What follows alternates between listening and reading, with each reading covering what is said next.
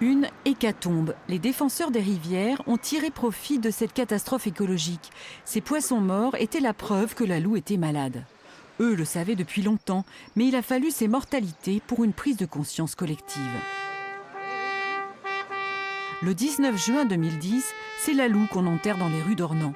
Un symbole fort pour obtenir un plan d'action. C'est aussi ce jour-là que naît le collectif SOS Loue et Rivières Comtoises. 10 ans après, disons que la situation, elle ne s'est pas arrangée, au contraire, elle s'est dégradée. Toutes les pêches de sauvetage qu'on a faites donc cette année, en fait, sont catastrophiques. Sachant que, par exemple, sur la Loue, pas très loin d'ici, à Moutier-Haute-Pierre, il y a eu une baisse de la biomasse, c'est-à-dire la quantité de truites et d'ombres, de 22%, ce qui est énorme en une année. Les années passent et la Loue n'a pas encore retrouvé sa santé. Pourtant, pêcheurs, écologistes, agriculteurs, élus, fonctionnaires se sont régulièrement retrouvés pour poser un diagnostic et apporter des remèdes. C'est ce que l'on a appelé les assises ou conférences départementales de la Loue.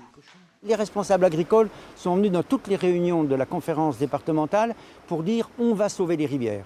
Mais ils tiennent un double langage et quand ils ne prennent pas les mesures pour sauver les rivières, ils ne prennent pas les mesures pour assurer l'avenir de la Haut-Péconté. La Haut-Péconté se met en permanence en danger quand elle continue d'augmenter ses volumes de production.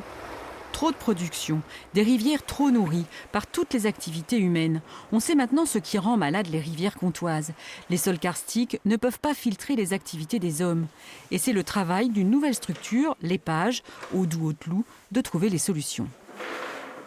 On a pu montrer que certains secteurs du bassin produisaient plus que d'autres, en termes de phosphore par exemple à certaines périodes. Ouais. Sur les nitrates, ça nous a permis de confirmer des hypothèses sur l'origine majoritairement agricole en période hivernale et printanière.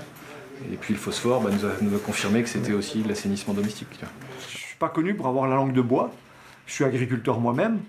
Je pense que le premier travail, c'est de mettre tous les responsables autour de la table. Depuis 2015, où je préside la commission locale de l'eau, je n'ai pas épargné le monde agricole, donc moi-même, des responsabilités qui sont nôtres, pour les générations futures, tout simplement. Effectivement, le principe de dire c'est des pollutions multifactorielles, ça ne veut rien dire.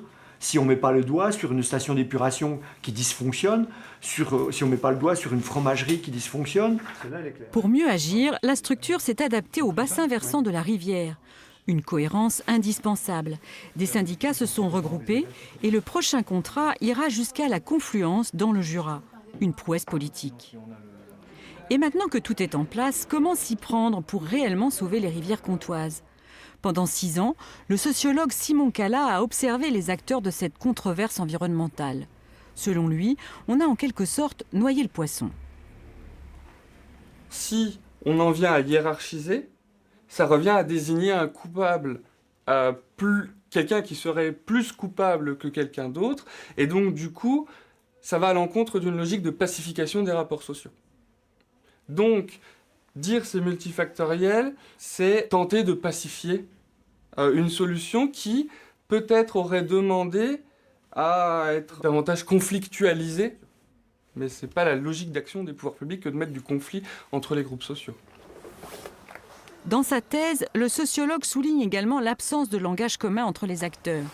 Chacun raisonne selon ses intérêts. Pour limiter les activités humaines à ce que peuvent supporter les rivières, difficile encore pour l'instant de trouver des critères acceptables par tous.